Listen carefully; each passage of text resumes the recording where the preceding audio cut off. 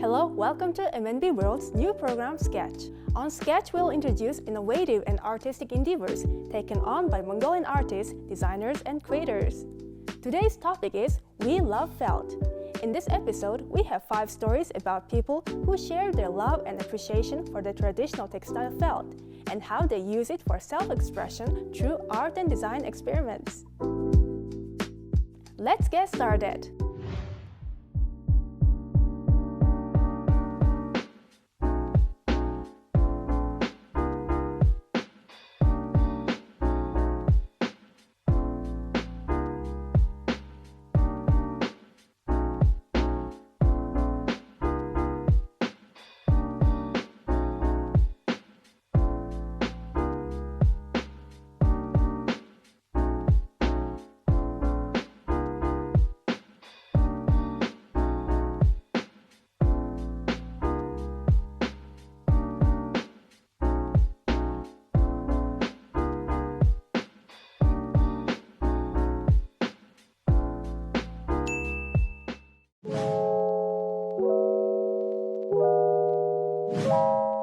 Our starting point is the exhibition Wonders of Felt, Art and Craft, which was held in the spring of 2022. The exhibition presented work by felt artist Dolgormaa and her apprentices. In the gallery, felt crafts and artwork were placed side by side, proving just how versatile felt can be. Скейт дурлах болсон гол шалтгаан бол скейгээр юу ч хийж болно. Тэр нь л хамгийн гоё. Тий. Чи өөрөө тийм ээ чи өөрөө сэтгэж чадаад чи өөрөө хийж чадаад чи өөрөө одоо гараа хөдөлгөж чадах юм бол скейгээр юу ч хийж болно. Dolgormaa has been teaching felt crafting for 22 years. In addition to teaching, she is always searching for new ways to explore creative possibilities with felt. Her non-stop endeavors led her to make this felt sculpture we see here. Unlike other sculptures crafted with other materials, her sculpture is flexible, like a doll. Скей баримлын хамгийн гол онцлог нь бол одоо жишээлбэл та бүхэн харж байгаарэ. Өнөөдөр та бүхний ирэхэд одоо ингээ харагдаж штэ тий. Гэтэл би энийг маргааш ирэхээр чинь штэ ингээ сайхан дэвүүлчих болно. Энийг хаашин ч ингээд одоо хүн харахаар одоо энэ ийшээ тийшээ ингээ болж байгаа байхгүй. Одоо гар хүлээн ингээ сайхан гоё ингээ баяртай гэд ингээд яах жишээтэйгээр тий. A movable sculpture. This sense of life and warmth is possible with felt. Тэгээ ингээд ер нь барихад эсгээ гэдэг чинь өөрөө нөгөө ноосны ширхэгтүүд чинь амьд учраас ингээд барихад хүртэл ингээд зөөлөн хүүхдүүд эднэр ирээд үзээд ингээд тэгээд байгаа шүү дээ. Энэ барихад ингээд хүний гар барьж байгаа юм шиг ямар сони юм бэ гэдэг.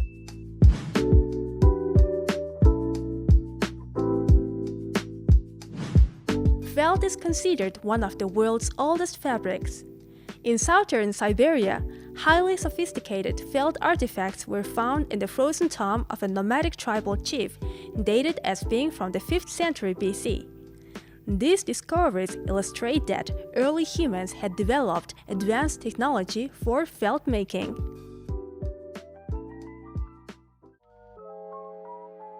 For thousands of years, Mongolian nomads have been producing felt and using felt products. Felt's excellent breathability and insulation qualities have helped them comfortably overcome Mongolia's harsh climate. One of the most important uses of felt among nomads is covering the traditional Mongolian dwelling, the ger. We also have this extraordinary felt artifact found in the tomb of a Hunnu aristocrat, dating back to sometime around the 3rd century BCE. So, how is felt used in modern times? In other countries, there is a cheaper and easier to produce alternative to traditional natural felt. Commercial felt made from synthetic fiber. In Mongolia, a land rich with livestock, wool from sheep or other wool-bearing animals is readily available. Felt and textile artisans still use natural felt in their work and appreciate its unique qualities, such as absorbency, fire resistance, insulation, and versatility. In the exhibition Wonders of Felt, you can see organic felt turned into unique fashion items. Some of them are wearable, and some are one-of-a-kind artworks. Felt artist Dolgormaa started collaborating with Urlakh Erdem Fashion Design Institute back in 2016. The institute even made felt crafting part of its core curriculum. Student work with artistic and experimental touches was displayed in the exhibition. Their work gives traditional felt new life. Тэгэхээр энд нэг маш чухал зүйлийг хэлэх хэрэгтэй. Үндэсний урлал, ардын урлал гэдэг бол орчин үеийн хэрэглээнд оруулж иж эсвэл хэн бүхний таашаалд нийцэхээр урлагийн бүтээл болж иж амьд байдаг. Тэгэхгүй бол одоо өргөдөж, усаж байхгүй болдог. Тэр утгаараа бид нар нэгдүгээрт эсгийн урлалаар маш гоё одоо ханын зургууд, бүтээлүүд, чимэглэл декорын одоо ийм олон сайхан бүтээлүүд хийж тавьсан байгааг энэ үзэсгэлэнд харуулсан. Мөн одоо бид нар зарж борлуулдаг. Хоёрдугаарт хувцас хийгээд байгаа. Тэгэхээр зэрэг эсгийн хувцас хийн гэдэг бол өөр юм маш нарийн технологитой. Эрүүл ахуй талаас мөн одоо тэр бүтээх технологи талаас тэгээ энэ бүхэнд чинь маш сайн суралцсан шүү дээ. Тэгжиж бүтээлээ хийн. Тийм учраас бид нар эсгийн урлагийг амьд байлгах гэж дараагийн үедээ уламжлуулах гэж энэ одоо их урлагийн бүтээл, хэрэглээний бүтээлүүдийг хийгээд байгаа. Today, the simple felt we know has become a medium for artistic expression. By adding concept and meaning, felt is no longer just material, but a messenger for creators. Урлаг талдаа, загвар талдаа бид урлагийн одоо энэ эсгийн урлагийн бүтээлийг хийхдээ тодорхой хэмжээний тийм сэтэл тодорхой хэмжээний тийм одоо нийгмийн асуудлыг тусгасан, илэрхийлсэн ийм бүтээл хийхийг зорддог. Одоо та бүхний харж байгаа энэ бүтээл бол дээр нь эсгийн урлагийн маш олон аргуудыг ашиглаад эмэгтэй хүн одоо энэ хүсээгүй жирэмслэлтийн үр дүнд ургаа хөндүүлж одоо энэ эмэгтэй хүний сав ямар хөө байдалтай болж болохыг ингэж одоо урлагийн хэлээр үзүүлсэн байна. And here are unusual boots with a design inspired by a nomadic cart. За энэ бол жишээлбэл манай гутал арьс эдлийн салбарын оюутнуудын бүтээл. Тэгэхээр зэрэг скилэх энэ урлагийг бид нар сургууль даяараа сураад салбар нэг болгоны оюутнууд өөрийнхөө ирээдүйн эзэмшигч байгаа мэргэжлийнхээ дагуу бүтээл хийдэг. Тэрний нэг нь болохоор зэрэг энэ гутлын одоо гайхамшигтай гоё нүүдэл гэдэг загвар.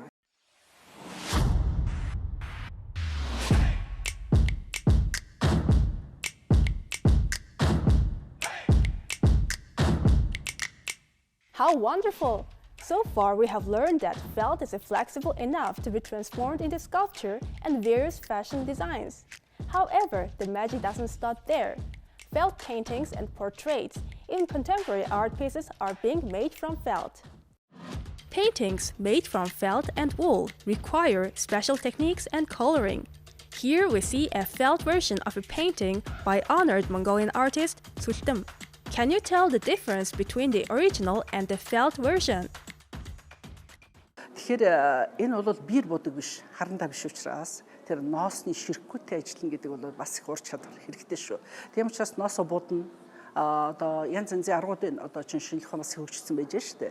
Тийм учраас гадаад дотоод бас янз янзын ургамлын бас бодог ар бодож ин бид нар тэгээд ийм өнгө бодгийг нийцсэн дизайны гайхамшигтай бүтээлүүд төрдөг. Now take a look at the unique artwork hung in the corner. This piece is by Nomung, a graduate student in France and an apprentice of felt artist Dolgormaa. She attended a short-term felt class and now felt is her primary medium for self-expression. As an exchange program, I decided to come here for an internship for the reasons of trying to get closer to my roots, the fragility of the body. As a woman, I think the feeling of warmth of the felt is very important to me and important to express the subject of my work.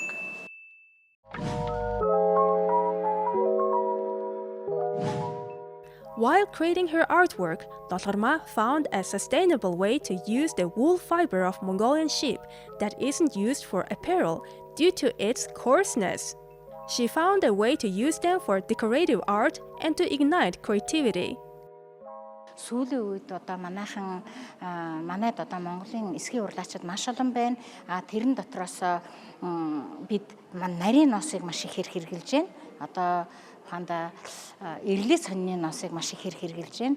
Гэтэл одоо манай яг үндэсний одоо их усруулах одоо талын хоньны ноос те хүйтэн газрын хоньны ноос хялгас байдаг шүү дээ. Тэгэхээр тэр хялгас ноос юу хийж болох вэ гэд бодоод байхад хүний биед харьцдаггүй одоо жишээлх юм бол хананд үлгдэг тийм зүйлүүдийг хийх юм бол манай одоо хялгастай ноос бол үн өвтгөн дээшлээд тийм ээ бас дэлхийн хэмжээнд гарах бүтээгдэхүүн болж болох юм аа гэж одоо энэ зургнууд дээрээс харж болж байгаамаа. Dolgormaa doesn't use any dye in her felt paintings and installations. She prefers using the natural color of the wool. Миний хувьд штэ би одоо хөргөө бол дандаа их өнгө буюу байгалийн өнгөөр хийдэг.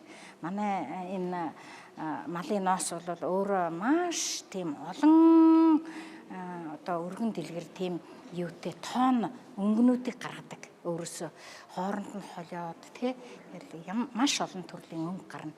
Жишээлх юм бол хүйтэн өнгөн гэл хувцас сунрын хийлээ тийм ээ. Дулаан өнгөөр нь нүүрийн одоо биенийх нь өнгөнүүдийг хийлээ гихчээтэйгээр боломж бол маш их байгаа. Тэр 3 модтой зургийг бүл өнгө гэж нэрлэдэг. Гэж нэр өгсөн би.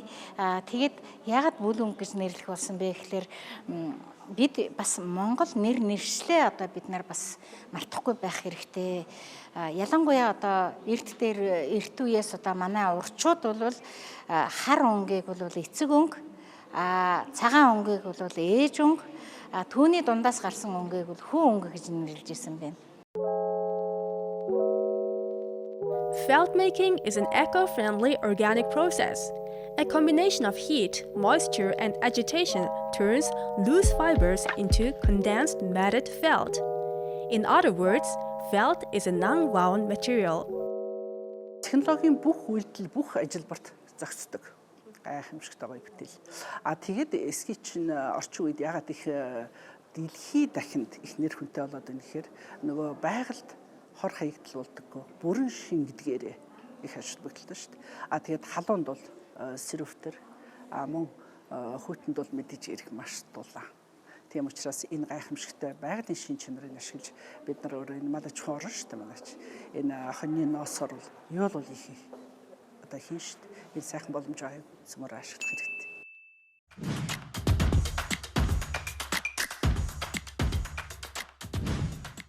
In one corner of the Wonders of Felt exhibition was a unique felt fashion piece dyed with pigment made from milk, a recent discovery made by a Mongolian scientist. За, намайг Чажсрангийн шинэ аяр гэдэг. Би Урлакh Erdem дээд сургуулийн төгсөх курсын оюутан байна. За, Дарьсвран профессорын одоо гаргаж авсан малын сүнээс гаргаж авсан будгаар одоо ноосоо будаж дандаа ногооны дагнаас өнгө гардаг байгаа. Энийг байгалийн будаг дургамлаар одоо хослуулан би өөр өнгийг одоо гаргаж авч хуцсаа хүртэ оруулж байгаа гэдгээрээ бусад одоо өмнөх дизайнеруудаас арай онцлог ялгарх юм зүйл юм болов. Ягаад гэвэл будганч одоо байгаль дээлтэй эко хүний бие тарчлахгүй түүхэн эдэнч одоо байгалийн бүтээгдэхүүн байгальтай хаягдах шингэх хог хаягдал гэдгээрээ ер нь эсгийн бүтээгдэхүүний давуу тал юм да. Shinbayr is another apprentice of felt artist Dolgormaa. She worked as an aviation meteorologist for 8 years, but now she is pursuing her passion for fashion design. Due to her deep concerns about climate change, she wants to produce an ethical fashion line. She realized felt is the perfect material for her aspirations. Эсгийн урлал бол өөрөө яг маш гайхамшигтай амьд зүйл гэж би амьд буюу сүнслэг зүйл гэж хэлмээр байна. Ягаад гэвэл эн чинь амьтай болноос гаргаж авч байгаа ашиг шимтэй. Тэрийг амьд устай, ус бол амьд гэж үздэг те. Устай хамт эсгэрүүлээд за тэгээд би эко будгаа юу одоо малын сүгэр гэдэг чинь амьд одоо зүйлээр ингэ будаад амьд хүн одоо ингээд цахилгаан одоо ямар нэгэн тоногт хөрөмжөөр хийж байгаа юм биш шүү дээ. Хүн өөрөө гарын дулаан хэлцээрээ хийж байгаа. Тэгэхээр би энэ зүйл хувцсаа бол амьд зүйл буюу амьд бүхэн сүнслэг гэж хэлдэг шиг хэлдэг. Тэгэхээр би миний хувьд амьтаа сүнслэг л гэж хэлнэ. Тийм учраас ноос бол яг баримлын шавар шиг гэж би бас хэлмээр байна. Ямар гадаргуу гаргаж болно. Тийм учраас би энэ эсгийн хувцас загвартай хослуулж хийх нь зөв юм байна гэж энд дурлж орсон да.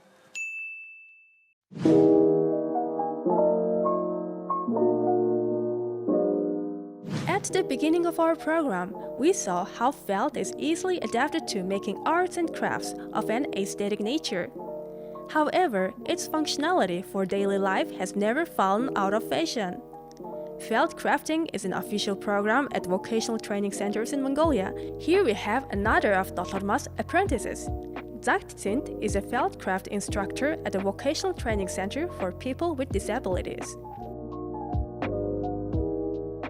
Би болохоор хөгжлийн бэрхшээлтэй хүний хөгжлийн ерөнхий газар гэдэг газрын нэрэгдэх мэрэгжил олгох ур чадвар олгодог хөгжлийн бэрхшээлтэй иргэдэд мэрэгжил олгодог тийм сургалтанд бэлэг дурсгалын зүйл Урлакh гэдэг анги багшилдаг 2020 оноос хойш багшлаа явж байна. За тэгээд хөтөлбөрөө боловсруулаад хүүхдүүдэд заагаад ингээ явхад бол хөгжлийн бэрхшээлтэй ч байсан бүтээгдэхүүнүүд ингээ хийгээ явж сурж байна. Тэгээд ерөөсөө нэг ч хүн байсан л өрхөөрөө дотооддоо манай Монголд материал нь байдаг тий. Хоньны ноос ч хаасайг үнгүй байж байгаа хүмүүс яриад байгаа шүү дээ. Хоньны ноосоо бид нар ашиглаад брэнд бүтээгдэхүүн хийгээд өрхөө орлогоо нэмэгдүүлээд хүүхдүүд маань хийж чаддаг болох л гол зорилготой байгаа тий. In the exhibition, Zagtint showcased her colorful felt paintings and the adorable felt pieces created by her students. She says the goal of the vocational training center is to help people with disabilities gain additional skills to improve their livelihood.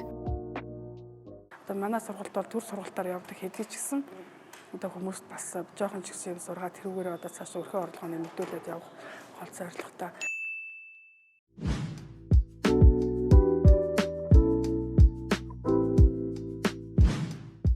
Felt artist Dolgormaa says the community of felt lovers is growing stronger year by year. There are many foreigners among her apprentices as well.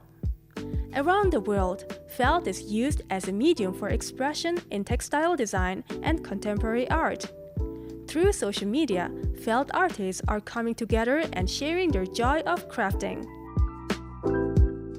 Ер нь бол эсгийлэх процесс бол дэлхийд дахинд их тархсан шүү дээ хөгжсөн. Ялангуяа Скандинавын орнууд бол маш гоё бүтээлүүд хийн шүү. Тэгээд монголчууд нөгөө уламжлалт өөрөө эсгий туурхтны үр сад учраас бид нар энд давмгайлж явах хэрэгтэй байхгүй юу? Тийм учраас бид нар энэ чихт сүүлийн үед нэлээд анхаарал тавиад байгаа. Тэрнээс учраас эсгийлэх процесс бол энэ дэлхийд тархсан гайхамшигтай бүтээлүүд хийн шүү дээ. Wonders of Felt was Dolgormaa's fourth exhibition. This time, she collaborated with her apprentices to display the enormous potential of the traditional Mongolian textile through more than 60 works.